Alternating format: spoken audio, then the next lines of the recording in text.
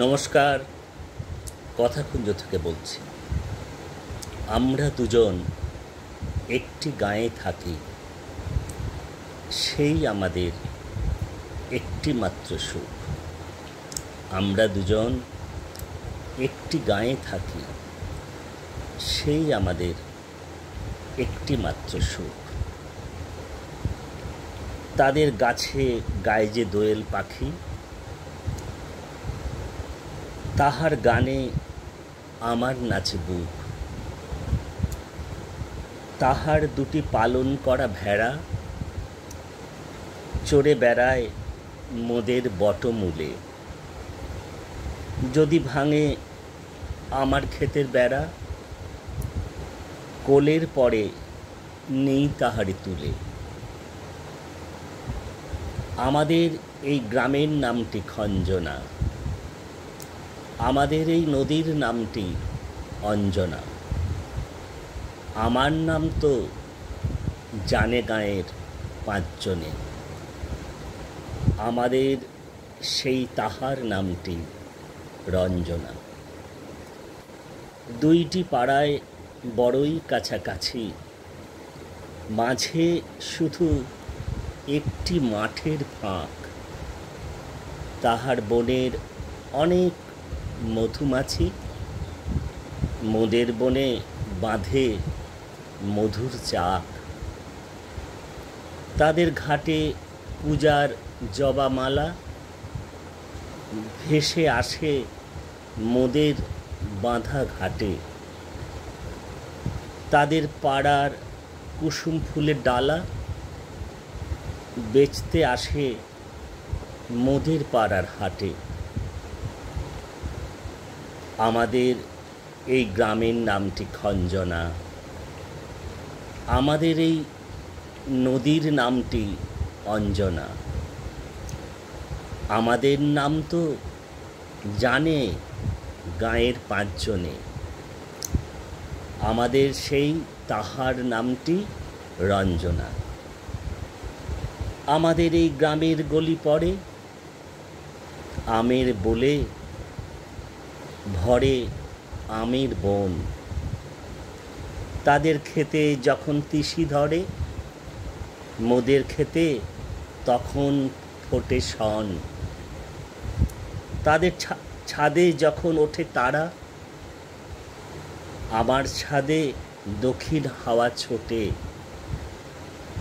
তাদের বনে ঝরে শ্রাবণ ধারা, আমার বনে কদম ফুটে ওঠে। আমাদের এই গ্রামের নামটি খঞ্জনা, আমাদের এই নদীর নামটি অঞ্জনা। আমার নাম তো জানে গাঁয়ের পাঁচজনে, আমাদের সেই তাহার নামটি রঞ্জনা। এই কবিতাটি আপনাদেরকে আজকে কথাকুঞ্জে আপনাদের শোনালাম। এ কবিতা আপনারা বহুবার শুনেছেন, নানাভাবে শুনেছেন। আজকে অনেক দিন পরে, অনেক দিন ধরেই ভাবছিলাম যে নানা রকম অনুষ্ঠান, প্রোগ্রাম তো আমরা নানা বিষয় নিয়ে কথা বলি, অনেক কবিতাও পড়া হয়। অনেক দিন রবি ঠাকুরের কবিতা পড়িনি, আর সবে বর্ষা ঢুকে গেছে। তো এটি অত্যন্ত আমাদের আপনাদের সকলেরই নিশ্চয়ই খুবই পছন্দের প্রিয় কবিতা। তো আজকে কথাকুঞ্জে পাঁচমিশালি নানা প্রোগ্রাম করি, নানা বিষয়ে মনটা ভারাক্রান্ত থাকে।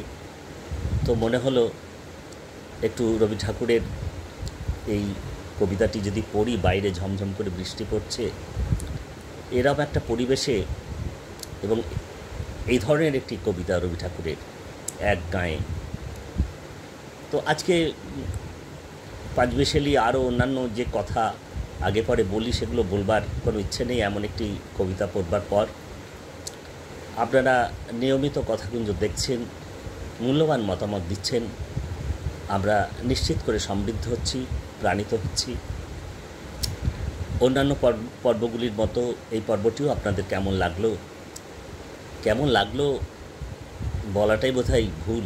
রবি ঠাকুরের কবিতা শুনে যদি বলি, পড়ে যদি বলি কেমন লাগলো, হ্যাঁ এটা হতে পারে, পড়াটা কেমন হলো। খুব সাধারণভাবে রবি ঠাকুরের কবিতা পড়ে শোনাবার ইচ্ছেটাই প্রধান ছিল, তো সেটাই প্রধান। তবু আপনারা নিশ্চিত করে জানাবেন আপনাদের সামগ্রিকভাবে কেমন লাগলো, আর ভালো লাগলে আপনারা লাইক শেয়ার কমেন্ট যেমন করেন সেরকম করবেন। আর আপনারা তো জানেন সাবস্ক্রাইব করতে কোনো পয়সা কড়ি লাগে না, একটু ভালোবাসার স্পর্শ লাগে। ঠিক আছে, আজকের কথাকুঞ্জ তাহলে এখানে শেষ করছি। আপনারা সকলে ভালো থাকতে চেষ্টা করবেন। অনেক ধন্যবাদ, নমস্কার।